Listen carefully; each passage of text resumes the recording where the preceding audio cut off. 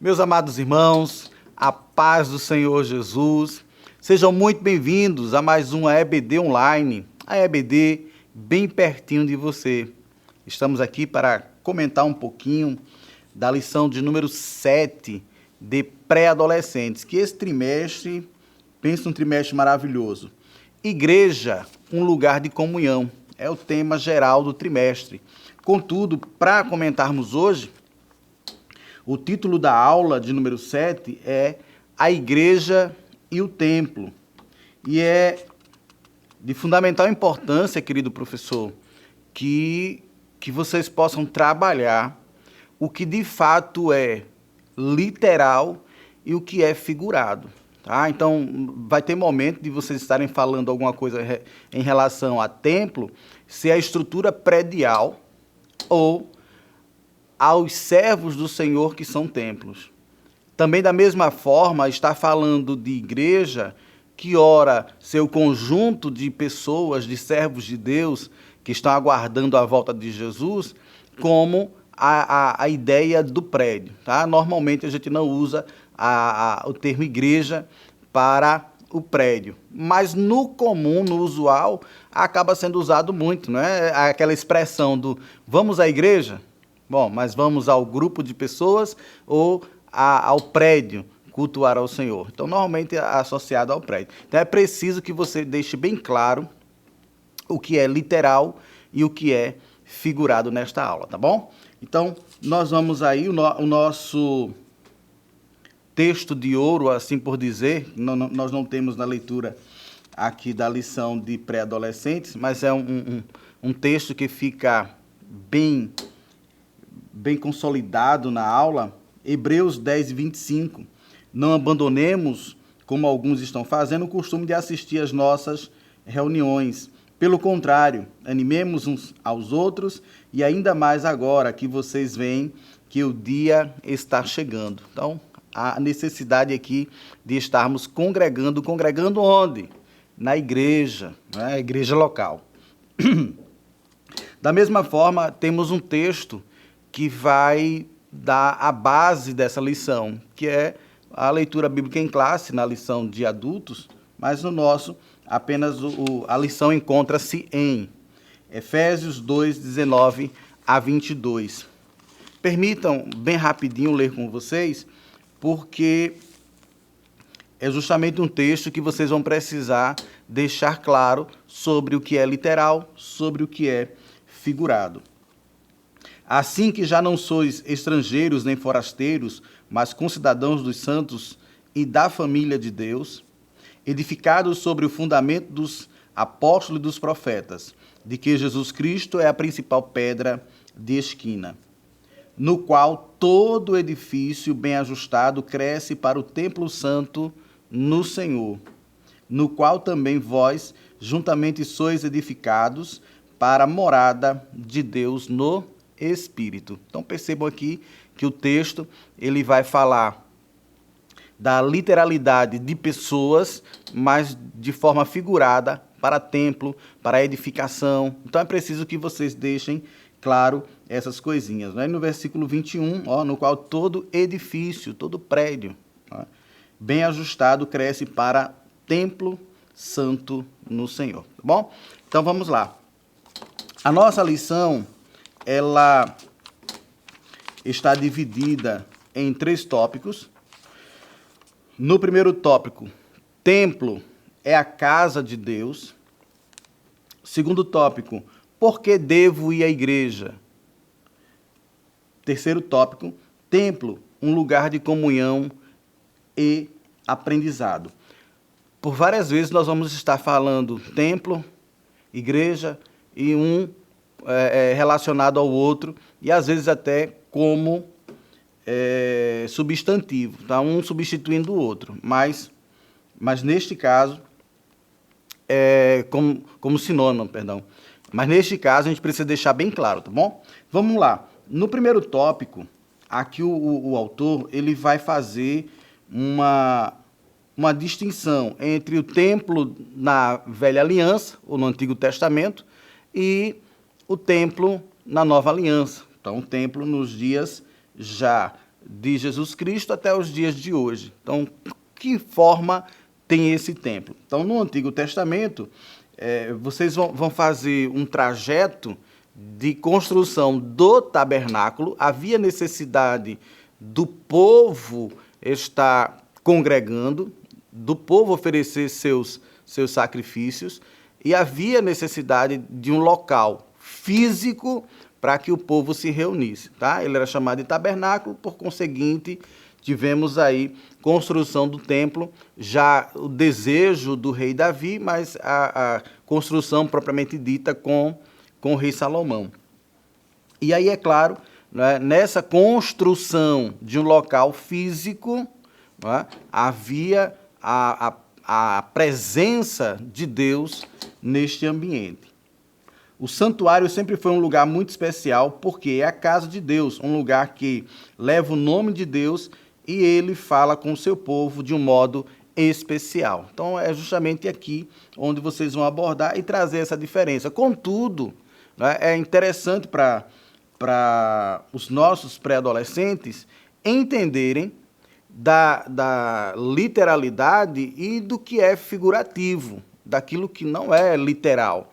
E aí o comentarista traz: nós somos o templo do Espírito Santo.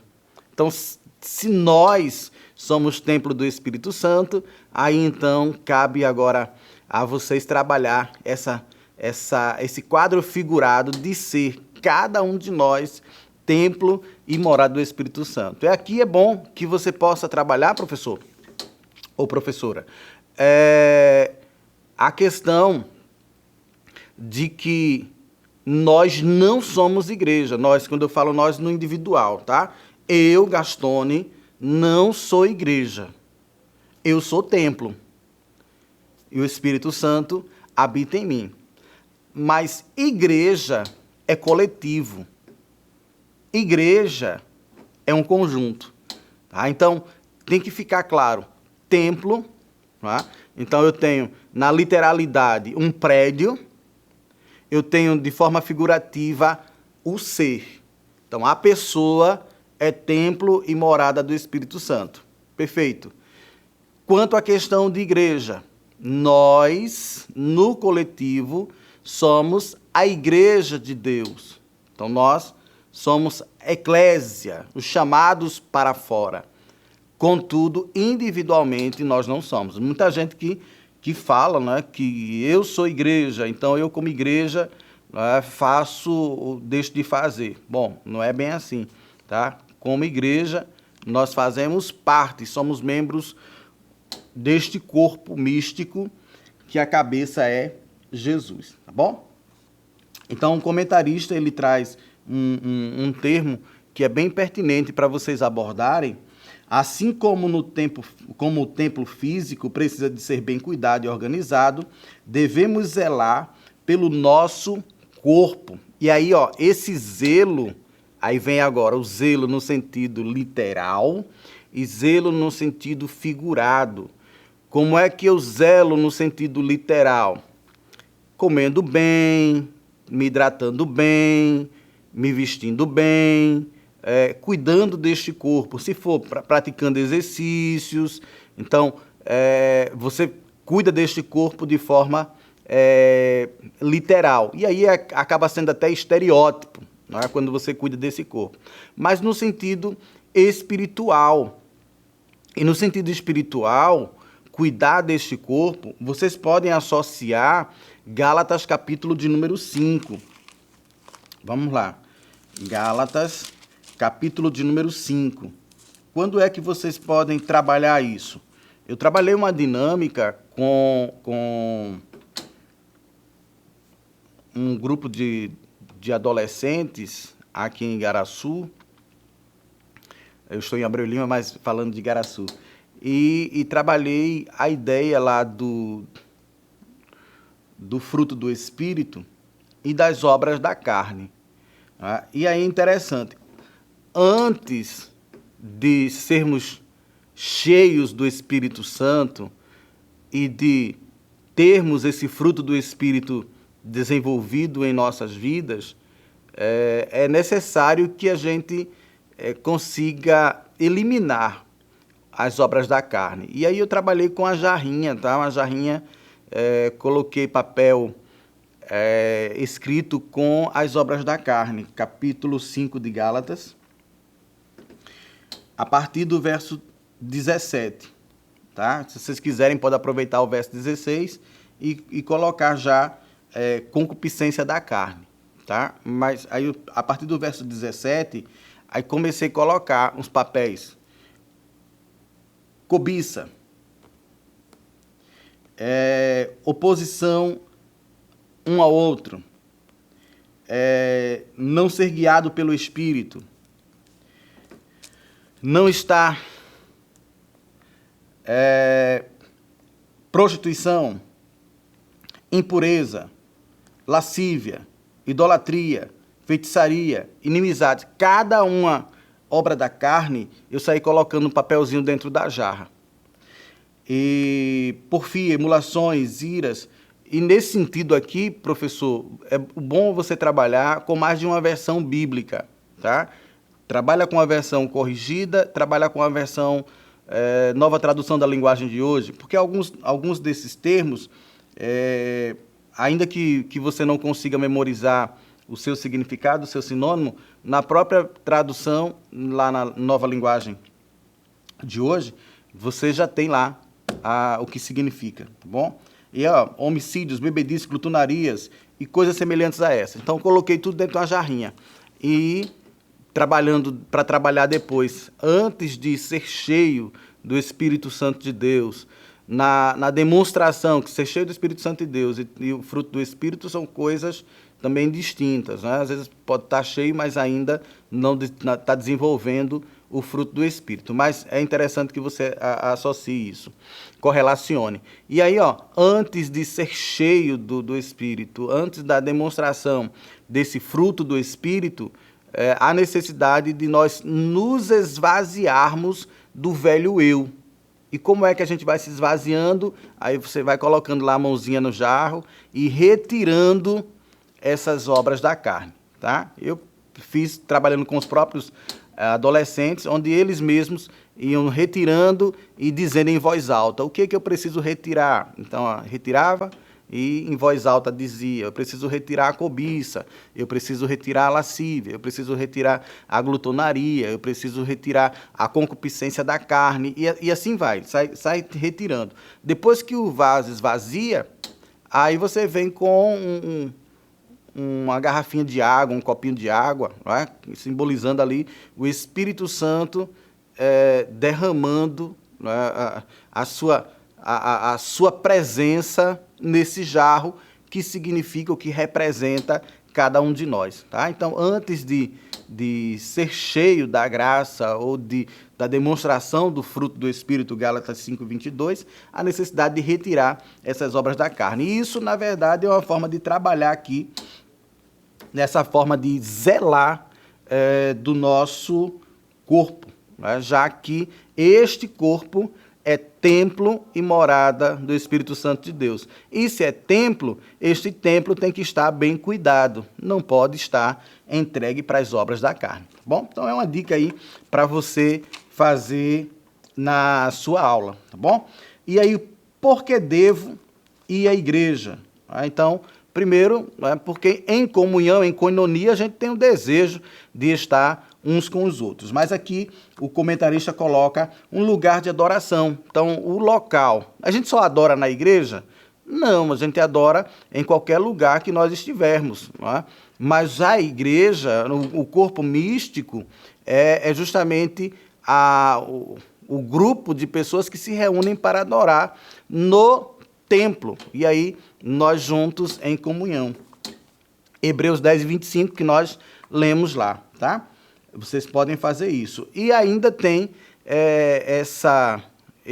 esse templo local de adoração, local também de serviço. Aí vê bem, quando a gente fala de igreja, é também o local. Igreja local, ele está se referindo ao templo. Igreja é um conjunto de pessoas, tá? Servos de Deus. Então, tem que deixar claro quando é literal, quando é figurado. Então, neste caso aqui, que ele falou, a igreja também é local, e aí se refere ao quadro figurativo.